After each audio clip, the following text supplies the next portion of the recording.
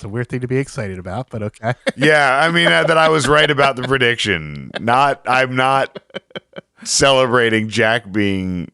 I'm not celebrating Bart Bass's little brother trying to proposition a teenager. That's not what I'm celebrating. Just that I was right.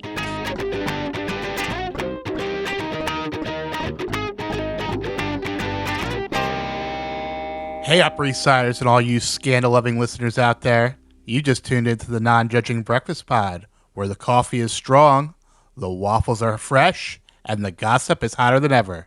My name is Leif, and I'm your seasoned Gossip Girl veteran. And I'm Steve, the newbie, the greenhorn, I don't know, Leif, what are we saying now that we're in season 3? Well, when I promised to stand by you through your darkest moment, I never thought the worst thing you would ever do would be to me. Well, that's fair because, I've always exhibited such strong loyalty. So here's the deal, folks. Leif has been watching Gossip Girl since it first aired, and I'm diving in for the first time. And together, we are your dynamic duo, bringing you all the drama, romance, and sometimes questionable fashion choices of this iconic 2007 series. Bring your magnifying glasses, because each week we're dissecting every juicy detail of the show, one episode at a time. We'll connect the dots, uncover those sneaky little Easter eggs, and of course serve up some piping behind-the-scenes tea. And expect some iconic fandom moments too, because what's a deep dive without a little drama? And since we are all about inclusivity here at the Non-Judging Breakfast Pod, there is always room for you at the Non-Judging Breakfast table. So go ahead and grab your mimosa, a cup of coffee, or something from Chuck's stash, and let's go ahead and get started. Let's get started, and guest month continues at the Non-Judging Breakfast Pod, because we have here with us Jaiden. Woo! Welcome. Hi. Tell us a little bit about yourself. Okay, so I'm from Arizona, and especially with the weather that has been happening, it's like I've been staying absolutely indoors because it's basically hell out there. So do not come here during the summer at all. I actually lived in Calexico, California, about an hour from Yuma, and I completely understand that, where it would be like the heat index would get up to 120s and stuff like that. So I completely hear that. That leads me into my next question.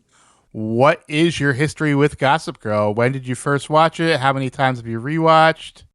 My answer is I know what happens. I haven't watched the show to its entirety, but I know everything that happens. It's me knowing 2000s and early 2010s teen dramas, and I know certain things that happen. And so I know a bunch of spoilers, and even though I am currently watching, and I'm now on season 4 with one of my friends, okay. And we've do 3 episodes every weekend. So it's been kind of fun. And with Gossip Girl, it's a mess, but also it's you can't help but continue watching, even though it is such a mess. Yes. So since we last recorded, there's been some news here. The judge has dismissed the Baldoni countersuit. So, yes. Fuck that guy. Yeah. It's looking that way, right? Yeah. That was the news since we've last recorded. If you want to chat about it, come on over to our Discord server. You can find the link on our webpage, nonjudgingbreakfastpod.com. But we are here to talk about Gossip Girl today. Season 3, Episode 17, Inglorious Bastards. Wow. Yes. The original air date was April 5th, 2010, and the title is, of course, based on the movie Inglorious Bastards from 2009. It's with one S. It's very, very clever wordplay. And so Quentin Tarantino directed it, and starring Brad Pitt and a bunch of other people. Yeah, Michael Fassbender's in that. Yeah, he's probably the other star. It's a fun movie. This episode was written by Len K. Rosenfeld. This is his final episode of the series after being a story editor and a writer since season 1. Did he leave the show or did he just stop? I didn't look into Writing. it, but I mean, this is his last writing episode, and then after this season, he's not listed as story editor anymore either. But he previously wrote Daredevil why. from season 1, School Eyes from season 1, Chuck in Real Life from season 2, also the Carnal Knowledge from season 2, and from season 3, The Grandfather Part 2. And it was directed by Jean de Zagonzac, and he is also at his third and final appearance on the show. Oh, wow. And as for the writing, it's solid episodes. Yeah. I mean, our favorite episode to date, I think, is... Oh, wait, you said Daredevils. I was thinking Poison Ivy. Did you say Poison Ivy? No. No. Okay. So, yeah, the director previously did 211 Magnificent Archibalds and 303 The Lost Boy. Magnificent Archibalds was good. Yeah, that was That's a great the one where he goes to jail, right? Yeah. It's the second season Thanksgiving And I actually episode. really did enjoy that Right. episode. Yes. It's probably one of my favorite Thanksgiving episodes. It's like just so much happens. Yeah, I think it is the best Thanksgiving episode. Well, the end scene with Jenny, Blair, and Eleanor was just great. Yeah, I love that scene, truly. Because we don't really see like a lot of sweet moments with Blair and Jenny, so it's very nice to see those type of moments between two characters and been at odds. Yeah. Steve, why don't you go ahead and give us that Vulture recap? Serena arranged a game of assassins for Nate's birthday, but it was more than just a game. It was a metaphor. Love, for our Upper East Siders, is not unlike a game of assassins, in which participants wary, flirtatious, and occasionally pleather-clad, hunting with one another is usually followed by a relatively short, brutal tussle, after which only one person comes away with all of the cards, and the other is left gasping, bereft, essentially dead. At least for a few episodes. Then they resurrected themselves and begin to play again. Last night, 3 of Gossip Girl's couples were in various stages of this game. Jenny was gearing up to launch a proxy war against Serena for the affections of Nate. Vanessa and Dan concluded the second battle of their romantic relationship, and we could see the third, sure to be bloody one, on the horizon. And Blair and Chuck came to a gruesome, terrible end. Only Dorota and Vanya are at peace with one another. And even that may not remain once they learn to communicate in anything other than Pidgin English. I had to take a shot at the Pidgin English. Mm-hmm. Moving into Act 1, we open, as always, with a Gossip Girl monologue. Every war has its weapons, but on the Upper East Side, the rules of battle are simple. There are no rules. It's Nate's birthday, and he is trying to figure out what Serena has planned for him. Serena seems disinterested, but when Nate leaves and Dorota walks in, it seems like Serena is planning a surprise party with Nate's favorite game, Assassin, as the main event. And it's funny because Serena actually does pull off what she is going for here. And it is kind of cute. And it is this whole, he's going to think we all forgot his birthday or that it's not that important. And it's a big surprise party for him. But that's going to get under Nate's skin. Nate is now a golden retriever not getting his treats. Yeah. But I do love Dorota in this scene as well.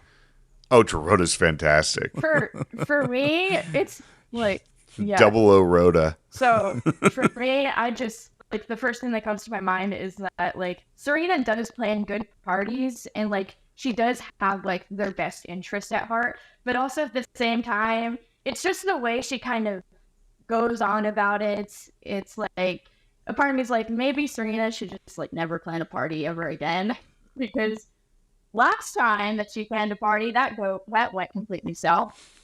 Mm-hmm. Yeah. Yeah. Not her forte sometimes. Yeah.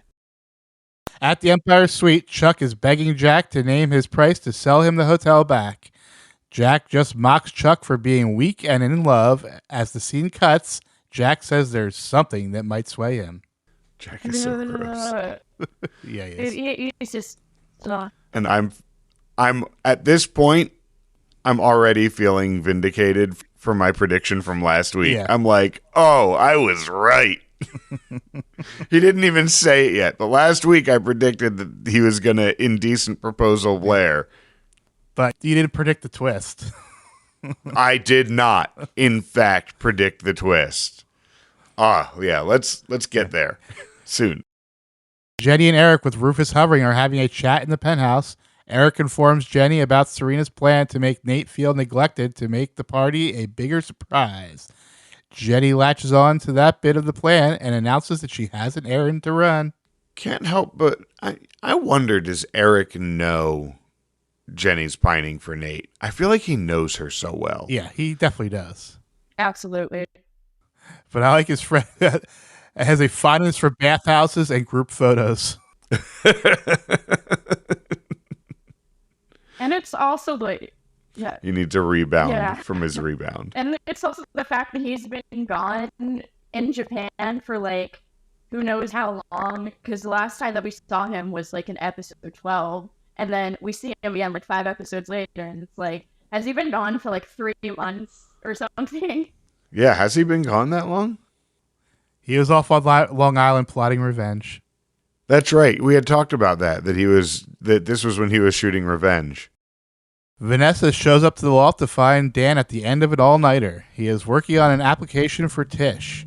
Unlike in the past, Dan is reluctant to show Vanessa an early draft. However, Vanessa convinces him to exchange essays so they can give each other feedback. God, more of this stupid fucking Dan Vanessa drama. Yeah. Very boring. I hated it from the start.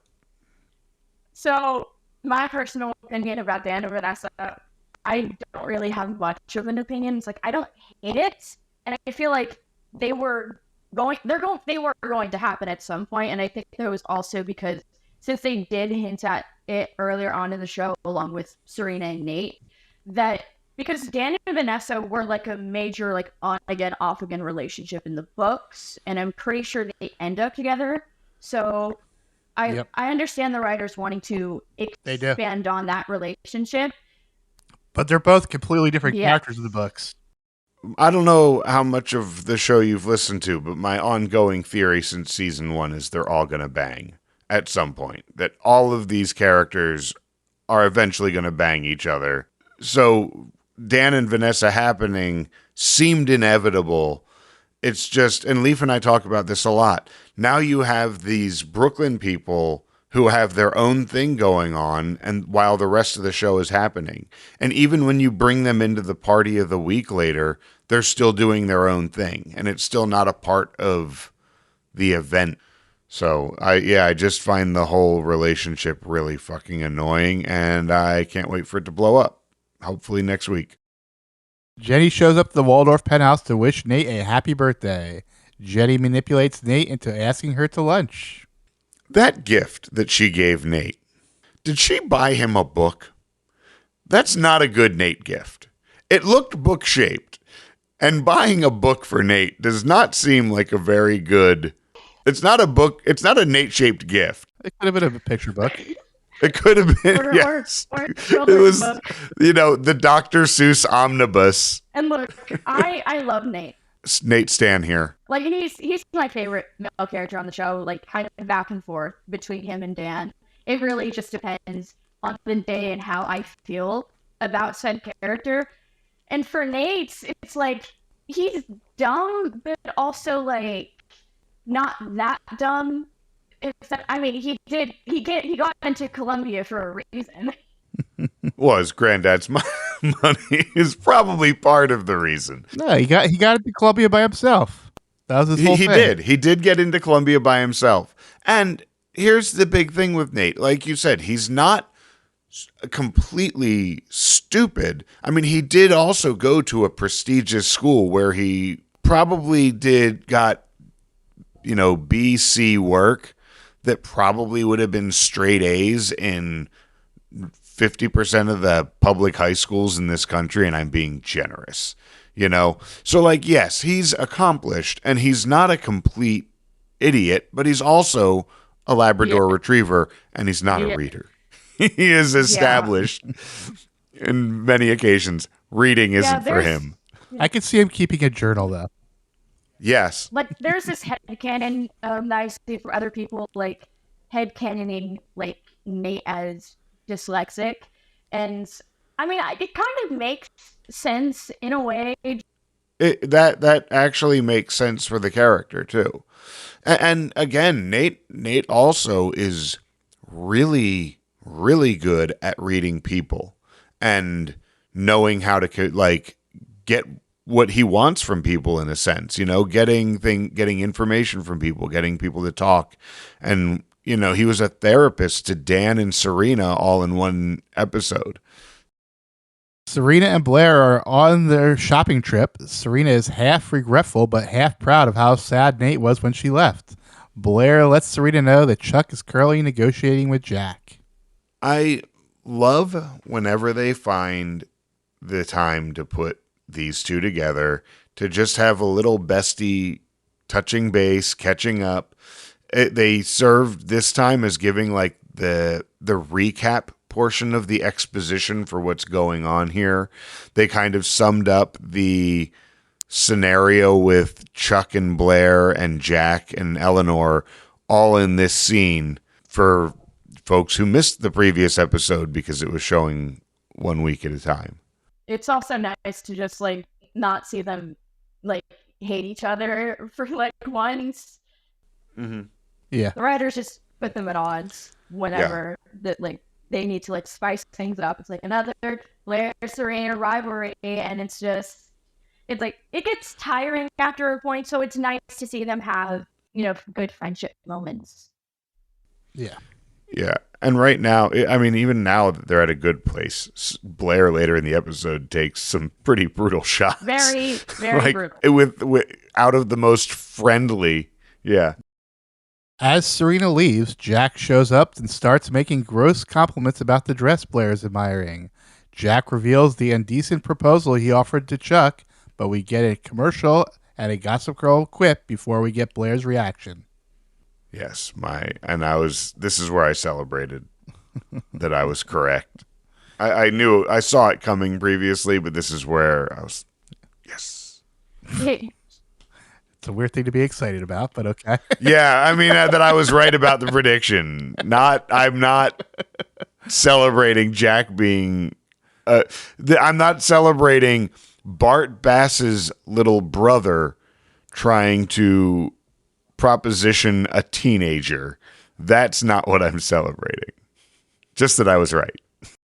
He's so gross, and it's just like, get him off my screen. And if I'm correct, he had sex with her when she was 17. Well, it was... No, I think she would have been 18 because it was New Year's Eve, so it would have been after New Year's. Right. And her birthday is like before She has an early Thanksgiving. birthday. Yeah, it was mid-season, not the season premiere. I got my part of the season confused. So Gossip Girl's quip is, "Careful, B. Jack Bass's weapon of choice comes fully loaded, and it hits its target. There'll be at least 2 victims." Act 2 begins. We come back from the commercial break, and Blair is rightfully disgusted by Jack's offer. Kind of a continuation of the previous scene. Yeah. I would also be disgusted because, 1, he's a creep, and 2, he's awful. Like, I just can't think of any other words for Jack than just being a creep and just being awful. Go away. Yeah. Dan seeks out Rufus for under the guise of getting Polaroid film, but really needs relationship advice. Rufus, the fucking hypocrite, preaches honesty. Yeah. I did love how he's like, I need film for this thing done. Yes. Was that it? Because now the show's getting those Microsoft dollars. Yeah. And we once again have Rufus being a good dad to Dan. Great advice, even though you're right, he's a fucking hypocrite, but great advice. Yeah. Like, just, this is, you guys decided. Episode for because Rufus. he's barely in it. Yeah. Well because done. he's barely in it. So Yes. Exactly. Yeah, best episode for Rufus in quite a long. Oh, actually, the last episode he did well because he got Jenny the Yes. internship. Mm-hmm. And honestly, I'm kind of glad that he's barely in this episode because, the past few episodes, besides, the whole helping Jenny, he's just been absolutely insufferable to me. And it's like, I just, Yeah. Oh yeah, like, he's the fucking worst. and it's like, There's plenty of Rufus hate. Rufus is just horrible, but it's like, and it's like, it's completely valid because like everyone in the fandom is like talking about like, oh, he's such a good dad, and like, oh, Jenny is just like ungrateful, and it's so annoying because he's not a good dad. I mean, he's not on the same level as like Bart. No, I'm usually Team Like, Jenny. it's like he's not on the same level as like Bart or like the captain or whatever, but he's in his own territory. But that's a low bar. Very low bar. The bar Yeah. is in hell. But like the captain is a really low The bar. bar is in hell. Like, Yeah. The captain who was like, "No, son, we're just all going to go on the run." and I'm gonna hold you for ransom. Yeah, and I'm just going to hold you for ransom, son. Aw. It's for you. It's for you and your mom. The money's for you guys. Totally. And meanwhile, Rufus tries to get his daughter arrested. It's like, Jesus. Yeah. It's like I'm holding that over his head till the end of time. Yeah. Oh yeah. Jenny and Nate are having lunch together. Jenny is leaning into dumping on Serena for being a bad girlfriend as well as playing up sympathy for what happened last episode. She ends the scene with the servers bringing over a birthday milkshake and a big show of celebrating Nate. Jenny, what are you doing? Like this. Stop.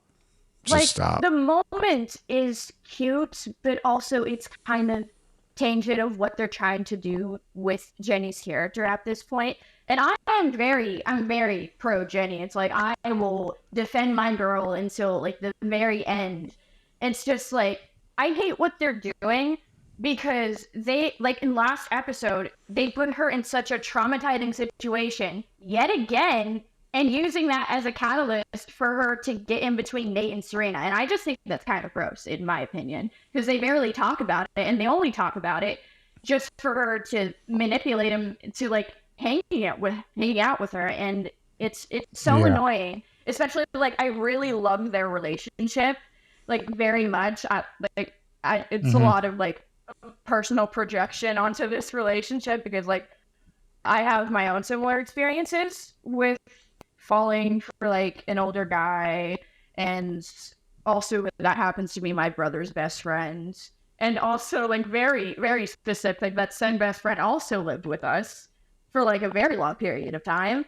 So it's like, and then me relating to Jenny and also like me like also like having a crush on Nate because it's Nate. Like, Well, Nate's a cutie. There's absolutely. no denying. And Yeah. We're both Yes. Jenny stans. Like we love Jenny too. Like we totally and most of the time when she was fighting with Rufus, we're totally Team Jenny. I think this particular episode, the thing that we love about Jenny is that she really portrays a teenager really well. And teenagers are moody and they will go and do shitty things if they think that it's shitty, not as shitty as they think it is. And so I don't think it's out of line for Jenny to do these things, out of character, despite it being shitty for her to do. Like sometimes Jenny gets shitty and we know that, which I love that she's dynamic like that like she's so lovable and so shitty like sometimes. She's a little evil sometimes. Yeah. It's like, it's enjoyable for me in some ways if I just look at it through a different lens. Me personally, looking at this thing, it's like, I guess like the writers are trying to make her into this home wrecker. And I really hate that so much because they used this traumatic moment that she went through last episode and they're just using it for this plot line so that the audience can hate her. And it's bad. And also it's like, I totally understand why she would go after Nate because she has been depressed. It's so obvious why which again is why I'm not like mad at these writing decisions, that like she just experienced something traumatic And this knight in shining armor was there to help her out on kind of two occasions. Like the past two episodes, he was kind of there for her, and she kind of indicated that she was into him. Yeah. So, like, yes, Jenny was really grimy in this episode, but it's not from nowhere. It didn't happen in a vacuum. It really came from a good place. So, a little behind the scenes info. At this point, Taylor Momsen was not happy acting. She was feuding with the writers because she wanted to bring her personal style onto into her character, and like even like crew members were complaining about her unprofessionalism. So she was she was an unhappy teenager, and well, they're hard to deal with. Yeah. But like she still acted the shit out of this role at every moment. Amazing moments that literally outshine some of the older actors, and like the first one that comes to mind is Rufus's actor. Okay. Yeah, she's a better actor than Rufus.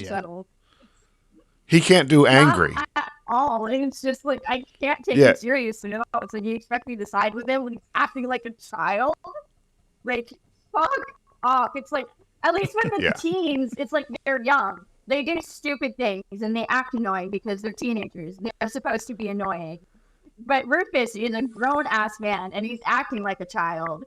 And it's like, I can't justify his behaviors. Yeah. Jenny and like some of the other characters I could understand because they're teenagers. They're supposed to make dumb decisions. Yeah. And it's just like, maybe it's just also because I'm closer to the ages of these characters because, like, I'm 20 and, like, some of these characters are, like... Dan is about to tell Vanessa that he didn't like her script, but at the last second lies and says he loved it. However, Vanessa claims she hasn't read Dan's application yet. Dan, you lying fool, you're not good at it. Stop. Like, this is the dumbest fucking plot line. I'm so sick of this. We were friends and now we're not. Stop working it out on screen. Work this shit out somewhere else. It's a very I'm tired of season one it. plot line. Yeah. Dan doesn't want to hurt Vanessa's feelings. And if she can't take criticism, then, like, you have to take criticism. You can't be a screenwriter. Exactly.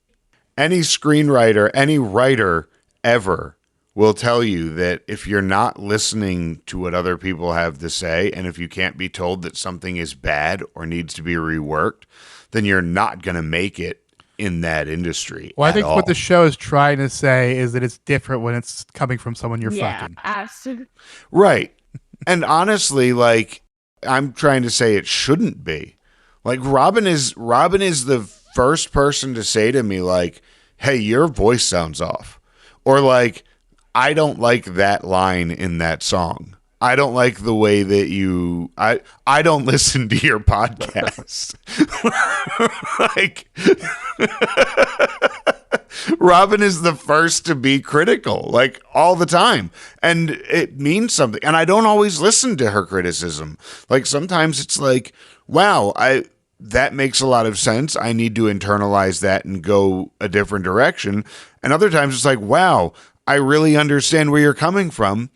I don't care. That's what this is. That's why it's meaningful to me. I have a line in one of my songs about my back that mentions my wife, and she hates it, but it means something to me, and it's in the song. And so I just don't always. Steve, what's that? Congratulations for being more mature than a 19-year-old.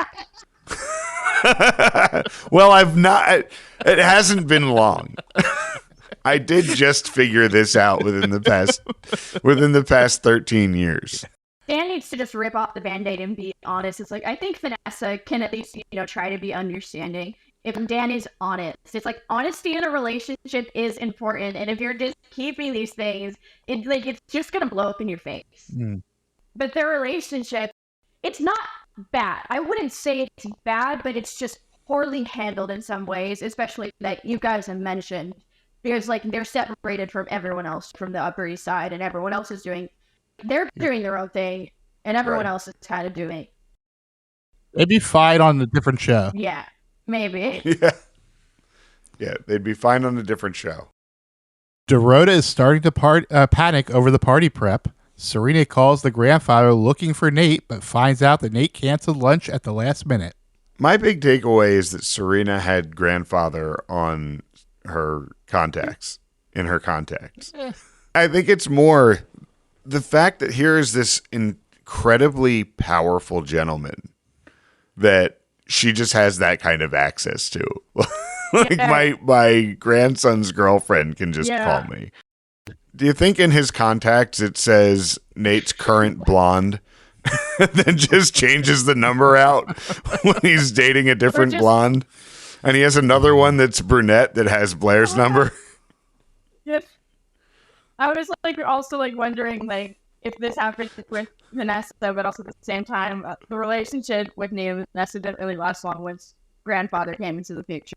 Right. Then he got back with Blair and he replaced the number. So he does it over and over again. Nate's just rotating with the girls at this point. It's Serena and then Blair and then Vanessa and then Jenny and then it just goes backwards. And also just random reoccurring minor characters that are just there for an episode or two. Yeah. Or the Buckley and the TA from Yale. And whenever they need to introduce a new character, they're going to sleep with Nate. It's a giver. Yeah. It is a giver. And it's like hazing. Because Chase Cropper has such a... He's very the best well hazing ever. Chase has such a pretty face. It's like the writers are just abusing Nate's shipability to absolute hell. And sometimes it works because Chase can have good chemistry with who he's playing alongside with. Well, I think the problem was the cast became imbalanced when they decided to make Chuck a major character. Originally, he was just supposed to be a side character. Yeah. Because I think the original plan was for Nate and Serena and Dan and Blair all to kind of just rotate. Yep. I heard about that. Is because they were hinting at it pre-episode 7 of season 1, with especially with Dan and Blair, because I'm more biased towards them because they have such an interesting dynamic. Mm-hmm. and since the hallway scene, I've always just been invested in on how that relationship develops from kind of enemy in Daredevils, right? Before it was Bad News Blair. So the episode before, Bad News Blair. That was the scene I was talking about. That was wrong episode. But yeah, we've talked a lot about the general chemistry of Blair and Dan and how they've been on my predictions for a while. Again, my prediction is they're all going to bang at some point. But I really feel this episode has started laying some major groundwork. Which we'll get to later. If the show can have Chuck and Vanessa hook up twice, I think they can do Dan and Blair at some point. Nate is about to leave, but Jenny plays up the sympathy and convinces Nate to stay a bit longer. Jenny surreptitiously checks a Gossip Girl blast about Serena looking for Nate, and Jenny suggests a dark movie theater as something to do. Jenny, just knock this shit off. I mean, she's playing it perfectly. She is playing it. She really is. She is. This episode 100%. It's the best example of Serena's power. Serena does everything wrong. Jenny does everything right, but Serena still wins. Mm-hmm. Serena gets everything handed to her by the end, and she doesn't even do much. So, exactly. I love. It's the power of Serena. Love Serena, but also I don't like how she's handled most of the time. At least after season 1, and also I liked Dan and Serena in season 1. I like Dan and Serena in season 1, but Georgina ruined them.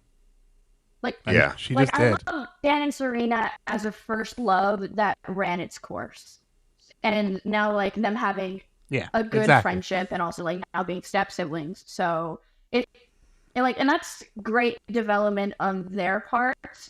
I will never forgive Dan and Georgina having an all-out conversation while Lisa Loeb was playing. I was trying to listen to Lisa Loeb, and instead I had to listen to that bullshit. Blair catches up with Chuck and asks about his talk with Jack. Chuck says that the only thing Jack offered was something that he would never consider. This elicits a hint of a smile from Blair as they get on the elevator. Chuck gets a call with a forlorn look, tells Blair that Jack is closing the hotel. As they exit the elevator, Chuck starts climbing the stairs towards the bedroom, and Dorota hands Blair a note and a garment box from Jack. And again with the cell service in the elevator. There's a shot of Blair's face that I thought we talked last week how there's not a lot of great like cinematic moments or great like we don't talk often about shot selection and stuff like that. But when Chuck says the line of "It's nothing that I'm willing to do," or he made an offer and it's nothing I'm willing to consider, and he reaches over and hits the elevator door button, and you just watch Blair watch him hit the button and go back to his face and sees it all sink in. And I thought that captured her face perfectly. And like Leighton does so much, you just saw everything she was thinking right on her face. She just laid it all out there in a glance, and it was just some phenomenal acting and perfect framing for that shot. And Gossip Girl takes us to the break with "Careful, Bee. Don't forget the first rule of battle. Beware of basses bearing gifts." We move into Act 3. The party has begun, but the guest of honor is still missing. Everyone is dressed to kill, literally. Black spy outfits are the mode du jour, and Eric sees a blast of Nate getting into a cab with a mystery woman, who Eric, of course, recognizes is Jenny. I meant to ask this earlier. Is this a game? Like, is this something that I've heard of many games called Assassin that have been played in different ways. Is this one that you're familiar with? No. No. Yeah. It seems like it would be fun. I'm sure the businesses would really appreciate it. Yeah. I know she didn't give the rules yet. Yeah. We'll get to that. Is this when Blair comes up to Serena? That's the next scene. Okay. Blair pulls Serena aside and asks her if it's okay to do something terrible for love. Blair is already considering Jack's offer, but clearly looking for reasons not to do it. Blair laying out Serena's resume and killing Pete Fairman. Just and just with that, like those doe eyes. Remember when you cheated on when you slept with Nate and behind my back, and then While we you were killed saving Pete ourselves Fairman? for each you know other? what? Yeah, when we were saving ourselves for each other, and when you killed Pete Fairman, just throws it out there. That like literally happened in Yeah. the same day. Yes, and the worst day of Serena's life. Yeah. And I also love how Serena just listens to Blair ranting and it just bounces off of her. I love how Serena's like, well, of course, this is Blair. Of course she's going to take these shots so casually. Like, yeah, she's a little annoyed, but like, okay, what are you getting at? But not like these things that should like end friendships. Just Serena's like, okay, what are you getting at? Eric is leaving a voicemail for Jenny, wondering why she hasn't delivered Nate to the party. The nervous lilt in his voice suggests he knows the answer to that question. Yeah. Eric knows what's up and gets on the horn. Dan greets Serena and lets her know that he can begin taking everyone's picture. While looking for the camera in Vanessa's bag, Dan finds his application essay with a heavy dose of red ink. Odd, considering Vanessa claimed she hadn't read it yet. I love that this little interaction with Dan and Serena, that you know from earlier things that Dan and Serena kind of planned this party together, it feels like. And so it is a really nice, Dan being a good friend to Nate, Dan and Serena being good siblings, and Serena for her boyfriend. I love that this all feels like they planned it together, that behind the scenes. I also, finding the red ink all over the paper is just, first of all, it took me back, made me nostalgic for my own red pens. Blair finds Chuck sulking in her bedroom. He rubs it in even more that he has to sit back and watch the Empire die a slow death. Blair tries to be optimistic, but gets her head shooten off for her efforts. Chuck whispers, "I'm everything My father said I was, and walks away. Blair peeks into the garment box she pulls from under her bed. I liked that moment where Chuck kind of explodes at her and then instantly brings it back and instantly apologizes and is like, I'm not mad at you. Like, it's not you. I thought that was really good Chuck growing up at this point in the episode. However, I cannot get over the butthole lips now that we talked about that a couple episodes ago, that I can't look at Chuck with that. When Chuck's mad, it's like, man, Chuck's bringing out the butthole lips, butthole mouth. I can't really take Chuck seriously most of the time, and I think it's mostly just because of his voice. I know, like, it's an accent because Ed Westlake is British. It's Batman. Yeah, it's always either Batman or he can't do the accent.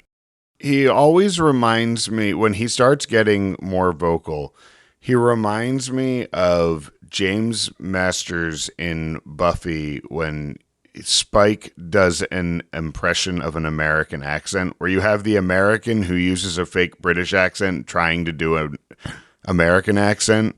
I'm a friend of Xander's.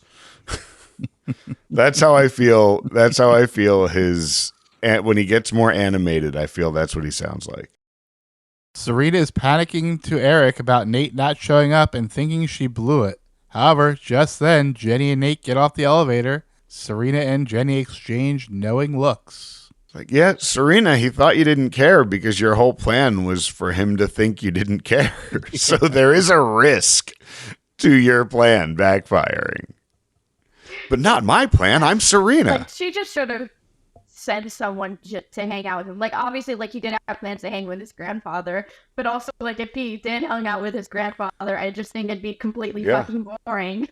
Yeah. Yes. If you could have made one adjustment to the plan, instead of having it at like some banquet with Chuck and everyone, we're gonna have a romantic dinner together. Just, low key, whatever. Because Yeah.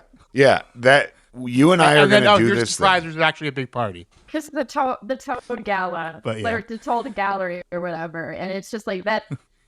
Like, that does. I don't know if that's like a thing that they would be interested in. I mean, personally, I wouldn't really be. No, I think it's specifically something he wouldn't be interested in. Yeah. He very much was like, really, a toad benefit?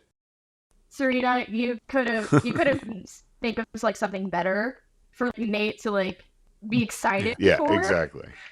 A Toad Gallery, like, oh Jesus. Gossip Girl takes us to the next act break with S. Looks like Little J's knives are sharpened and she's ready to use them for battle for Nate Archibald. And we move into Act 4. Serena explains the game of assassin as everyone disperses. Serena tries to confront Nate, but he thinks everything is fine and wants to start the hunt. Chuck ends his game early and hands his photo to Nate. Yeah, this is where it's like, you got to stay on this block, but you can go in and out of all of the buildings, restaurants, and businesses that you want. It's like, how fucking bad would you be if you're like the concierge at a hotel and these goddamn teenagers are running around tackling each other? Definitely exploiting that rich white privilege. And also exactly. Running into a restaurant. Yeah, this does. And disturbing customers. Yeah, it's criminal. Like, disturbing the public. And not even into like the public areas. They're like going into the back rooms and stuff as well, like the employee only areas. Access. Yeah, like they're trespassing. That is restricted access. They're full on trespassing. Like, this should have been thought out just a little bit better. It's like, Serena, please. Like, this is why she should never be allowed to plan a party again. But these are the types of people that would get away with something like that. Yeah, so they would absolutely do this. And then there would be people that would be like, oh, it's so cute. And the people dining in those restaurants are like, what the fuck are these kids doing? Like, I'm trying to. Well, like, some of them are like recognizable for being on page 6. Yeah. We get a comic book filter and a montage of players dispersing for the game. Dan and Vanessa face off, as do Jenny and Serena. Jenny watches Nate take the first kill, and Serena quickly follows with a kill of her own. Comic book filter was a little bit different. Yeah. Nate seems a little oblivious to Jenny's ploy at this time. Like, he doesn't seem like it was anything other than just consoling a friend, and Jenny hasn't made a move yet. Not yet. And Serena being irritated, it's like, Serena, this is the bed you made. Like, yeah, he was late to your gala thing because he didn't want to go to. Like, like you set that up. Dorota and Vanya have a cute scene where Dorota tries to explain the game. Vanya interrupts to get down on one knee and proposes to her. Dorota is so happy she doesn't even care that she is killed by a minion. Eric trips over Vanya and bumps into a cute boy in the process. Eric promises to come back, but spots Jenny and goes after her, not realizing he lost his own photo in the collision. And now I die with happiness. This was my favorite scene of the episode. It's just like so much was happening, with Dorota and Vanya, and then Eric coming in, and then this guy coming in, and it's just like, oh, like this is great. I'm like happy for Dorota and Vanya. It's like, I love them. Like, even though they don't really have a lot of scenes. And this is where I started my, wait, where do I know that guy from? I was like, where do I know this guy from? And now I know, but I'll talk about that later when he says his name. Me too. Like, I know him from somewhere too. Back to the game, Jenny takes down 2 minions at once while Nate ices another frat bro. Nate backs off and Jenny pursues. So, of course, Nate is the only one in the cast to actually have expanded his friends group, because I know they mentioned his Columbia friends. Yeah. That does make sense that he would be the only one to actually make friends. I mean, but that makes sense, though, right? He is going to classes and going to school. It's just He's got his whole other web of storylines that are completely off screen. It's like, I want to see what's happening with Nate at Columbia. I'm interested in that, and like in making these friends, because now I'm seeing these people that are supposed to be his friends from Columbia, and it's like, when did this happen? It's like, obviously happened off screen, but I feel like there should have been more explanation, just at least like a tiny bit, because it's like, who are these people? Mm-hmm. But it does kind of make sense that Nate is the only one who can make friends. Yeah. He is the only one with a... He can be friends with anyone. Like, anyone at all. And Dan and Vanessa dance around each other and their issues momentarily before Dan cuts to the chase and calls out Vanessa's lie. As she is apologizing, Dan admits to his own lie of liking Vanessa's script. Using Vanessa's shock, Dan grabs the photo, only to have Serena come up from behind and grab both photos. Yeah, Dan, you don't have to be shitty, though. Like, he's so fucking petty and shitty. Yep, I mean, him and Blair they always go right for the throat. Yeah. Also, there was this tiny tidbit that like Vanessa says, it's like, I'm loving this killer side of you, and like my mind immediately like just thought of Joe Goldberg. Eric corners Jenny and asks about her intentions with Nate. Jenny denies everything, so Eric grabs Jenny's photo. However, Jenny grabs it back and points out that Eric can't kill her. He's already dead. Uh-oh, Eric. And it's also the fact that Eric knows like their history of Nate and Jenny's like romantic history, even though he wasn't necessarily there. And he's like, friends don't kiss friends at their fashion shows. And it's like, you probably saw like a Gossip Girl blast while he was like away to wherever he was. So it's like, he knows, and he's acknowledging that, which makes sense because it feels like some parts of this show kind of want to forget that like Nate and Jenny were like romantically involved, even if it was for like 2 episodes. I mean, it was, even though in those 2 episodes it was kind of intense, because like Nate wrote a love letter to her that she never got, so it definitely meant something. So yeah, but Nate's completely forgotten it at this point. Yeah, Jenny hasn't, or at least like her feelings for him overall. So Serena returns to the apartment to find Chuck waiting for Blair to finish the game. Serena points out that Blair's photo is sitting on the table and that Blair is probably cheating. Chuck gets a scared look on his face and gets up to leave. Chuck goes up to Blair's room and finds the empty garment box and Jack's note. She's probably cheating. Ugh. oh my god, Chuck. I feel like this was the worst writing in the episode. Yes. This The scene worst was like what? Writing. because he's specifically acting for the audience here to give us a twist. Yeah, because he knows that what's Yeah. going on. Exactly. Yeah, And I hate when shows do that. I have a lot Yeah. of thoughts about this, but when we get to the thing.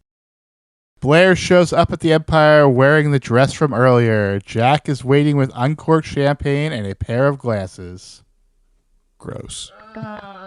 He's so gross, and it's just every time I think of Jack, I just remember that scene back in season 2 with him and Lily, and it's just I can't. He's gross, and just get him off my screen.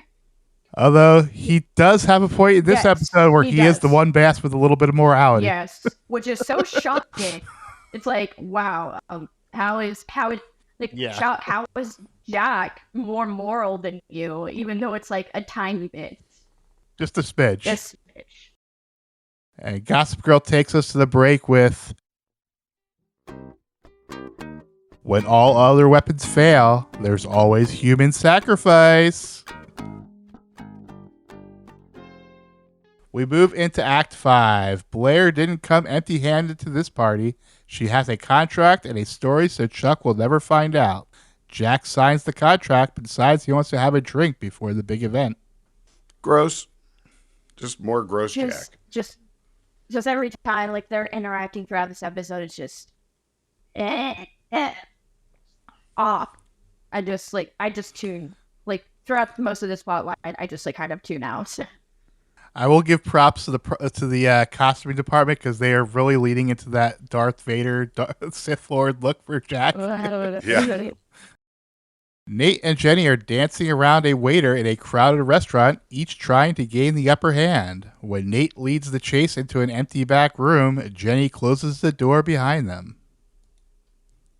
So yeah, this is where they're just completely interrupting the restaurant.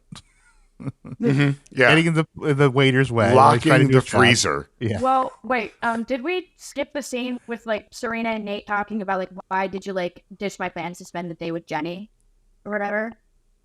Oh yeah, I guess we did. Yeah. Because that does. There was a scene there in between. Yeah. Yeah, that happened. Oh yeah, okay, yeah, we skipped. That was a while back. Yeah, where Serena. They kind of at the beginning of the restaurant.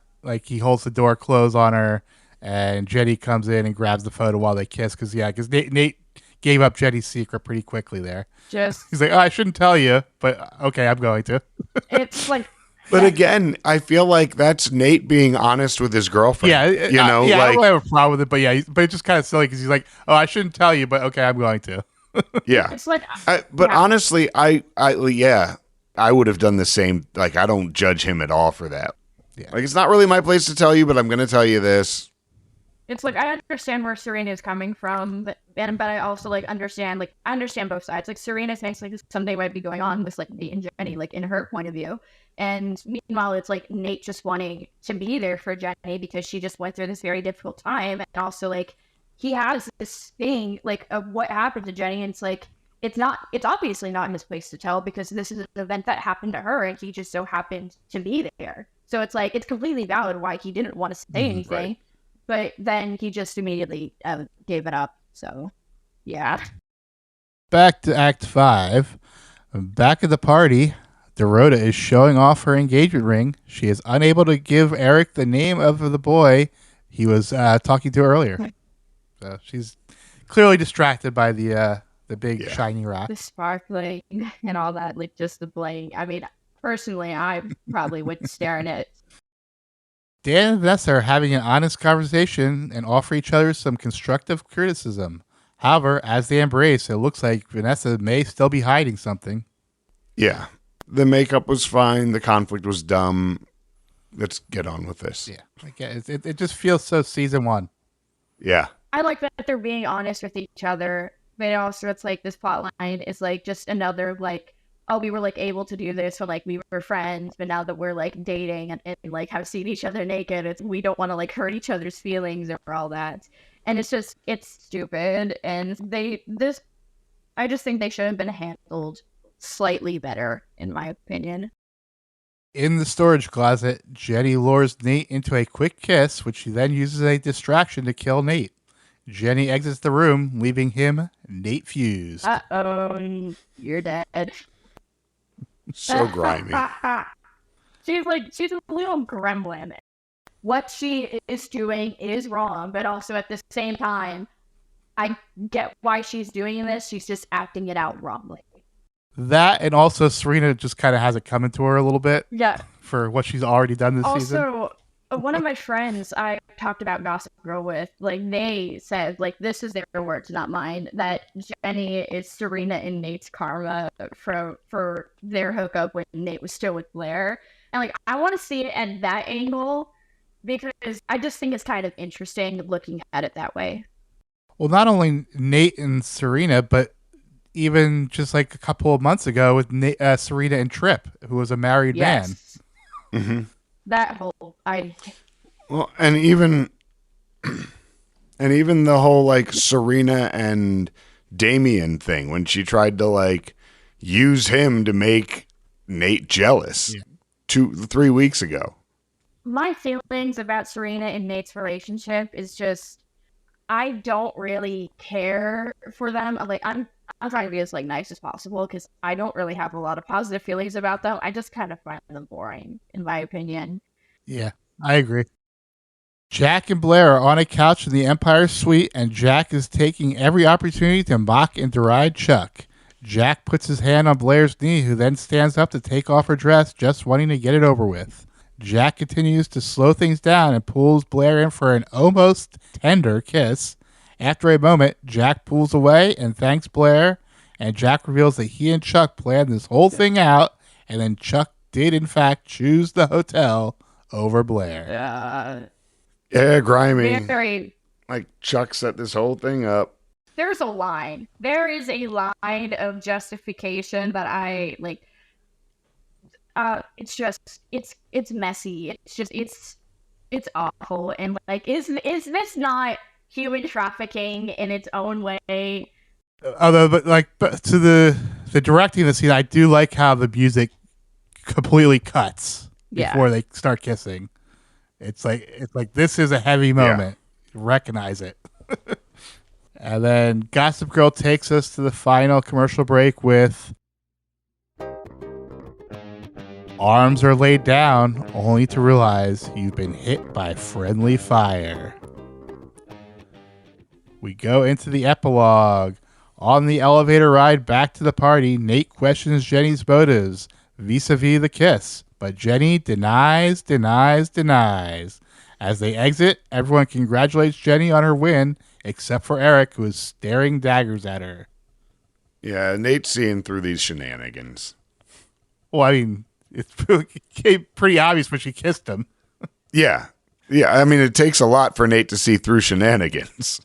He needs to be hit over the head with it. Literally, like I was about to say, he needs to be like metaphorically like hit in the face with it for him to like finally get it. And it's just, I think this storyline would have been more interesting if Nate was conflicted with his feelings instead of just it being a one-sided thing. Because just having Jenny just pine for Nate while he's all about Serena is just sad to watch. Blair finds Chuck, who admits that Jack was telling the truth and that Chuck planned the whole thing. Then when Chuck tries to victim blame Blair, she slaps him and tells him goodbye. I do want to point out that when Blair used Chuck to get the kiss for the... Oh, yeah, that was a very obvious setup for this. But also, that is when they said, like, we're not going to do this shit anymore. Yeah. So, like, for him to be the one to then do the same shit back, only, like, to a bigger level. Like, that was a kiss. Yeah. Like, that wasn't, like, banging your uncle. There was precedent for this to not be okay. And it is just like, fuck, Chuck, you are the worst now. And this is where the line was I used from the opening. I never thought the worst thing you would ever do would be to me. Would be to me. It's my feelings on Chuck has just been 99.9% negative because I didn't really fall for the redemption arc that they were trying to do. I was just waiting, patiently for like him to do something to screw everything up, because he does something to screw everything up. And it's I only merely tolerate him when he's not being completely awful, and then he ends up pulling shit like this, and it's am I expected to side with him? Am I expected to root for him? It's like, no, I haven't liked him at all. I did not fall for the redemption, and it's just like he's further proving that he hasn't. Nate and Serena are getting flirty, and Steve gets his wish of them being handcuffed together. A defeated Jenny is ready to go home. I keep saying handcuff them together. Yeah. Don't let them look at anyone else. I know we're not like supposed to like feel bad for Jenny in this fella because she did do like a grimy thing, but also like I can't help it. It's like I'm more easy to I feel bad for her. I feel more easy to sympathize with her than with Chuck, because I've seen people try to compare both situations when they're like vastly different. And we saw Nate pass his first test. Will Serena pass hers? Vanessa returns to her dorm alone, and we find out her secret was that she also is applying to the Tisch writing program and that spots are limited. Yeah, what an asshole. You fucking asshole, Vanessa. This is once again Gossip Girl reusing storylines from the OC. Because this is like the same thing they did with Seth and Summer, trying to get into Brown. That's funny. And it's also reusing Gossip Girl plot lines, because it's also with Dan trying to go to Yale and Nate interviewing for Yale and Poison Ivy. But they weren't dating. Well, they weren't dating, but I mean, if only on a better show. It would have been a better show. If OG Gossip Girl aired like around this time, it could have been likely for like Dan and me, or at least like there are certain like I have my own like non-canon pairings for this show that I think would have been interesting to explore if it was placed at a later time. Before Eric and Jenny can leave, the boy from earlier shows up looking for Eric. We learn that his name is Elliot. Yeah, and I was like, where do I know this guy from?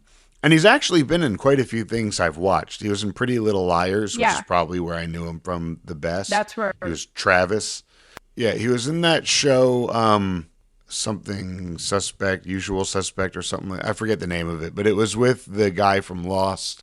I think it was actually in the J.J. Abrams show. So yeah, then I finally recognized him, Luke something from some stuff. Yeah. All right. Blair, alone in her room, takes off her dress in disgust and jumps onto her bed and starts crying. I feel so bad. Poor Blair. I feel so bad for her. Definitely sad. And it's like, for most of the season, I couldn't really tolerate her because she's been kind of annoying. But I think at this point, it's with this whole thing with Chuck, she's the lesser of two evils. And like, she was basically a victim. Okay. And it's just, it kind of sucks that like, she really loved Chuck and has given up anything, like given up opportunities to help him. And then the one time it flips around, he doesn't do the same for her, and that just really sucks for her. And when the show was originally airing, at this point, I was still a Chuck and Blair shipper, but not past this episode. At this point, I thought they kind of deserved each other. They're both kind of horrible. Yes, but from this point on, Blair tries to improve herself. Yes, absolutely. And Chuck just doesn't. He absolutely not. Blair becomes a better character as time goes on, and I like her in the later seasons. But we don't want to go too far into what hasn't happened yet, because I haven't seen anything past here. Yeah. And then the final scene is Jack welcomes Chuck back to the suite and gets in a few final barbs before Chuck can have him escorted out. Yeah, and Chuck's confident that Blair's just going to get past this. That she's going to be like, we're Chuck and Blair, we're good. But really, I'm wondering, so we have Vanessa being an asshole, we have Chuck being an asshole, that leaves Dan and Blair. I feel like this could be, especially because Blair is now friends with the Tisch kids, I could see this being an avenue. The theater thing again, you know, their first really, not first, but that one scene where they really had that charisma together was on stage in a play. So I wonder if that could be a recurring thing. I'm talking about the Miss Carr. Yeah, I know. Yeah. Yeah. I'm just like the Miss Carr thing. It brought back some like just. Gossip Girl ends the episode with,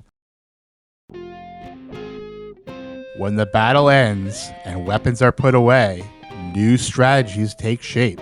Soldiers decide to fend for themselves, but they are casualties.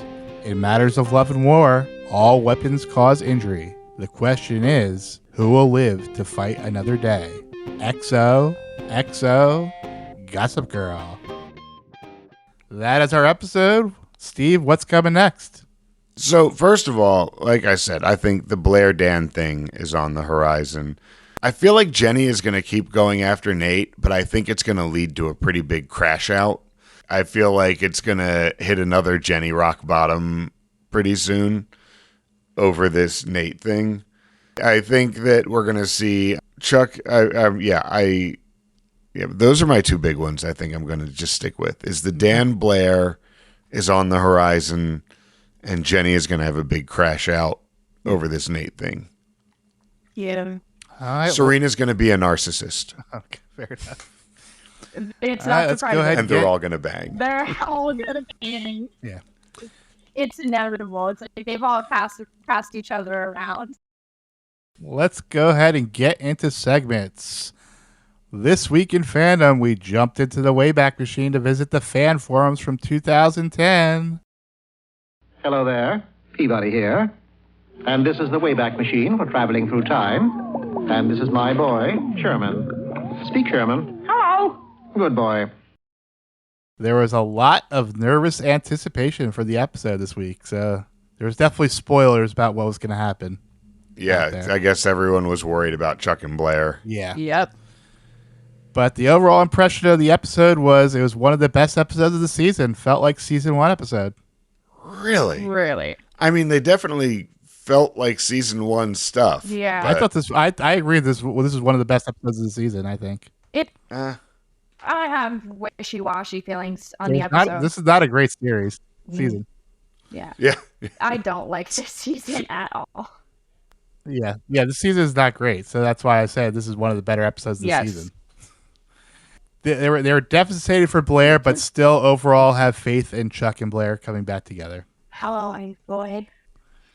I do feel like they're not done. I feel like there's more there, but So I did copy down one full comment from a user, and it says, and the truth is, I didn't fall for CB because I like bland vanilla couples and always do everything right and exchange vanilla kisses at the end of the night. I fell for them because they are dark and twisted and unrepentant. And if this is what it takes to bring those characters back, then bring it on. fair. I mean, right? All right. Yeah, I mean, I have a few like dark ships and like other fandoms, so I kind of understand where they're coming from, but also at the same time, I can't stand Chuck. Chuck and Blair do have chemistry, but it's just I just don't like Chuck. That's the main issue. So Fair. there was a lot of Jenny hate. not surprising. Yeah, there always is, though. I mean, like, the fandom hates Jenny. Yeah, So much. It's like and there's the three most hated characters, at least like in the main cast, is Jenny, Vanessa, and Dan. And like some of it can be warranted, but also at the same time, the hate just kind of goes a little bit too far because some of the hate can just really reach to like either misogyny or in Vanessa's case, racism, especially the hatred towards her actress because she's the only woman of color on the main cast. So it's really annoying, especially at that time period where it's like you have the token POC character on the show and then it's just like a huge fan base that's predominantly white will just go after her. And it's just, and also like, it's just so annoying because like I personally like Vanessa. She is like one of my favorites. It's kind of an unpopular opinion, but like that I always have unpopular opinions for like every show. So it's like it's kind of So inevitable. my theory has always been that the fandom largely self-inserts with Blair Yes. and thinks that they are Blair. Yes. They're also wondering, so if Jenny has no chance with Nate, where is this story leading? A crash out. Yes. But what does that involve this time? Yeah. Some fans thought Vanessa submitted a dance script as her own, but I don't think that's the case. Yeah, that'd be weird. And then why spend so much time redeeming Chuck just to throw it all away in one episode? Yeah. Basically, yeah. And Steve, you weren't the only one, because several people wondered if the Chuck and Blair breakup might open the door for Dan and Blair. No kidding. That's funny. I've been waiting for them for a season now. There was some of the Joey Pacey avatar really pushing for Dan and Blair. It makes sense That's because funny. I've seen people make parallels between both pairings, especially since like I kind of started Dawson's Creek, like I said earlier, and like I do see like the parallels between them. They have similar chemistry. Yes, They have the similar bantery chemistry. exactly. That is it for This Week in Fandom. Moving over to episode grades. Steve, you are first this week. I gave this one a C+. I hated the Dan Vanessa storyline. I think that they keep replaying all of these like tropey, we were friends and now we're dating storylines, and they're terrible. I hate it. And, you know, I thought the Game of Assassin was kind of cool. I thought the Chuck thing was just, I'm really on that team of why did you do this big glow up only for him to be such a piece of shit. And so I'm just kind of, I didn't love this episode. C+. Right. I have not loved this season either, though. Wow. So C+. What about you, Jaiden? So I have it all noted down from like the day when I watched the episode. So I kind of like it goes back and forth between a C+ and a B-. It's like I love the cinematography and I do love like the drama and how like everything seems like it's come to its conclusion, but there's always hinting like more stuff is going to be happening in the following episodes. But like overall, I just think it's so mind-numbing with the whole thing. Dan and Vanessa, they're just doing their own thing, so like I don't really care that much, despite liking their characters. And like and then the Jenny Nate Serena thing, it's like once again demonizing Jenny and all that. It's really annoying, especially as a Jenny lover myself. And then the whole Chuck Blair and Jack thing, it's a whole mess. It is a whole mess, and I can't. All right. Well, I liked it a little better than you guys. Yes, the Dan and Blair storyline was kind of boring, but that was the C storyline.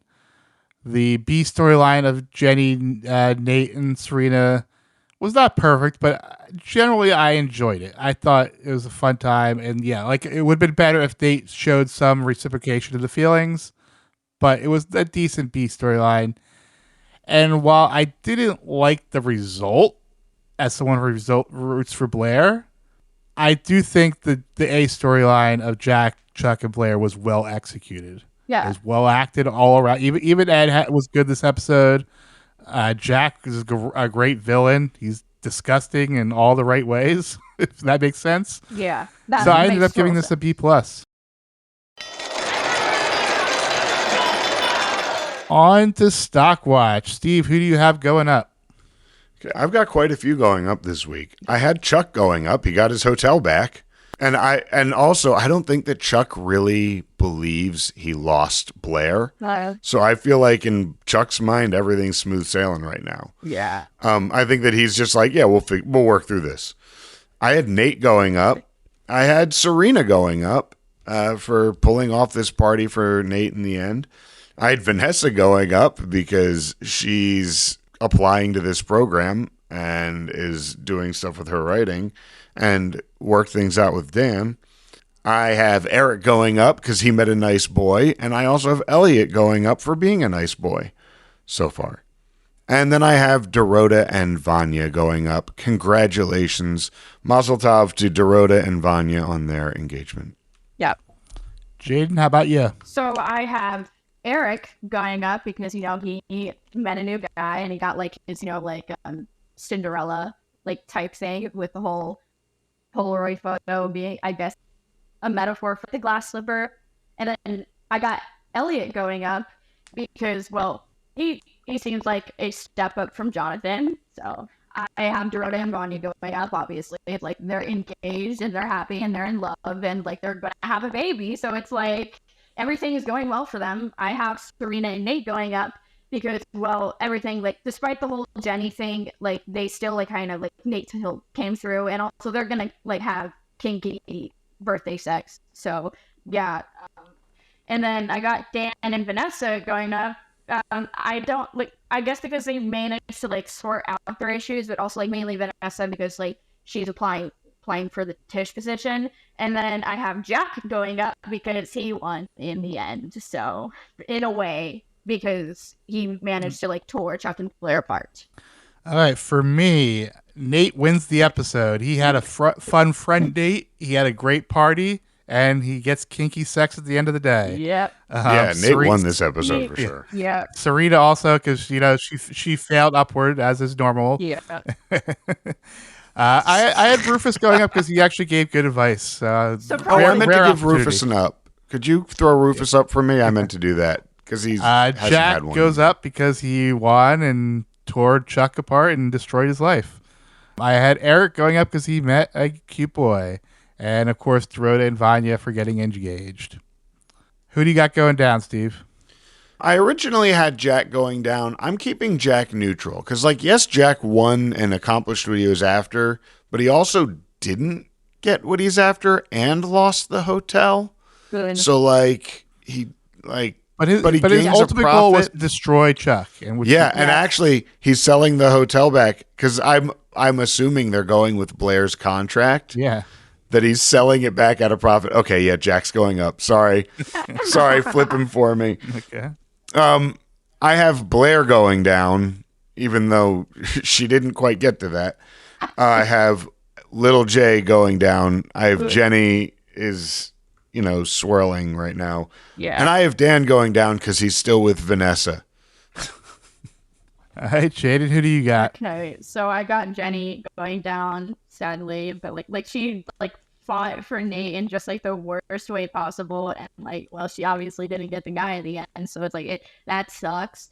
But poor little Jay. So I got Chuck going down because, well, he did lose Blair, maybe not like in his point of view, but at least to Blair at this point, they're done, and that's who all I have going down. All right, for me, I had Chuck and Blair because they both lost the episode. Chuck was horrible and loses Blair. Blair did something or was about to do something horrible, and then is completely destroyed by the love of her life.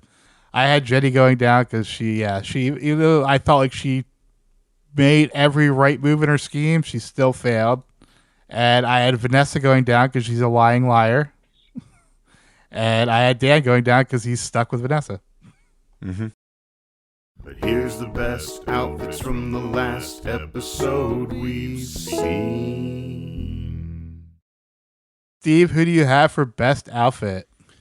I really loved the Where in the World is Little Jenny San Diego with the... So I loved Jenny's sleuth spy outfit. That was the winner for me with the hat and the Carmen San Diego gear. Jaiden? Yep, I wanted to give Jenny at least one win in this episode, so I was giving her best outfit for me. Like you said, like the Carmen San Diego type thing with like the fedora and like the large scarf and like all, and I just think it was great personally. Yeah, it was good, but I ultimately went with Blair's outfit from her shopping trip, the black and gold box dress from Marc Jacobs with the black lace tights, the wrist cuff, and a big red Chanel bag. Yeah, I like that. That is it for our segments. All we have left are some plugs, but first, Jaiden, thank you very much for joining us today. Yeah, it's been a pleasure. I've been... for me, I mean, I do have some social media. It's more of like fandom type thing, so it's like not my own personal accounts. I mean, like the pod follows me on TikTok, and also like I don't really like promote myself often, so I'm just kind of being sort of a mystery in some aspects. So. All right. Well, Steve, you got anything to plug? Yeah, just we are still looking for folks to audition for Best of This, the feature film that I was cast in with some friends. And so I think that by the time this airs, our crowdsourcing campaign is pretty much over. But keep an eye out for that, and I'll keep you updated on what's going on with it. That'll be a lot of fun. If you're in the Southeast PA area, we are still auditioning for some of the roles. So reach out to the pod and I'll get you in touch if you're looking for that. Outside of that, you can follow me on TikTok or Instagram, steve.marchon, Marchion, or you can also find me at The Weed Wizard on Blue Sky. Nothing for me to plug this week, but you can follow me on Instagram and Blue Sky at Hot Capicola. That's HOTCAPICOLA. And you can follow the podcast on Instagram, Threads, TikTok, etc. at Non-Judging Breakfast Pod. And you can check out our website, nonjudgingbreakfastpod.com, where you'll find links to our Discord server, our Patreon account, etc. And that's about it for that. And if you'd like to get in touch with the podcast, we'd love to hear what you have to say and read your emails here on the podcast. You can get in touch with us by sending an email to nonjudgingbreakfastpod@gmail.com. And you can also, while you're listening, go ahead and hit that like button, the subscribe or follow, and leave us a comment. That really helps us with our visibility in Apple Podcasts and Spotify. And while you're at it, let your friends know what you're listening to. Let people know that there's going to be a new episode of the Non-Judging Breakfast Pod, and they should catch up on their watching Gossip Girl and come join us and make us your water cooler talk. So quickly, like I have told some of my friends, because like I did mention that I was going to be guest starring on the pod, and they were like very interested because like I have my own opinions and like me like talking about it. So like they're very interested to like see the whole thing. So awesome. Yeah, thank you. And listen back, Jaiden's friends, Yes. to all of our Yeah. previous episodes and listen to and them comment. several times. Comment. Leave a comment on Join the each Discord one. server. Your homework today. Join the Discord server. Join the Discord server. And we'll be back next week to talk about Season 3, Episode 18, The Unbearable Lightness of Being. The episode description reads, Chuck offers to throw a wedding for a very pregnant Dorota, who insists that she and Vanya have a traditional wedding before her parents arrive from Poland and find their daughter pregnant and without a husband. Well, Dorota and Vanya getting married. Yay! Yeah. Mazel tov. I love a wedding episode. This is only the second one this season. And also like Or will the Sonic Youths be here? And it's like the third, I think it's the third wedding in total so far, because like the first one was like the end of season 1 with Lily and Bart, and then Rufus and Lily earlier in the season, and now next episode is going to be Dorota and Manya, so that's fun. Yep. Yeah. Well, until next time, you know you love us. XOXO. Every time you walk away, run away, you take a piece of me with you there. Every time you walk away, run away, you take a piece of me with you there. Every time you walk away, run away, you take a piece of me with you there. Oh, it seems I'm walking right to your door. My heart's still resting, looking for something more. Are you ever gonna see everything you mean to me? I'm trying really hard to believe. Every time you walk away or run away, you take a piece of me with you there. Every time you walk away or run away, away, you take a piece of me with you there. Every time you walk away or run away, you take a piece of me with you there. Never feels right when I'm out here on my own. I left last night and it feels like way too long. Are you ever gonna see everything you mean to me? I'm trying really hard to believe.